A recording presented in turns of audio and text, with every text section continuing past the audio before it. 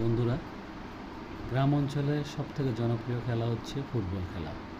এই খেলাটি বাচ্চা বয়স্ক সবাই উপভোগ করেন।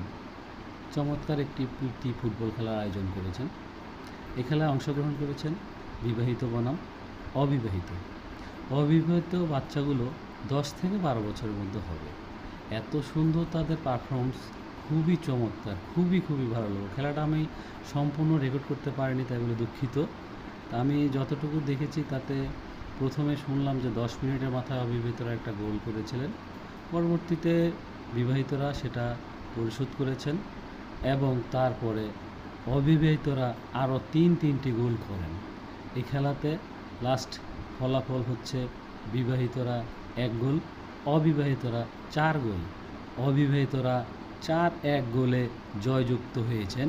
আমি তাদেরকে সাধুবাদ জানাই, অন্তঃস্থল থেকে তাদেরকে অভিনন্দন জানাই।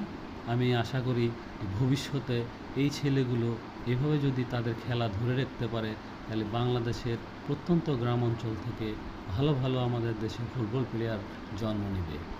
আমি আশা করি ভবিষ্যতে এরা আমাদের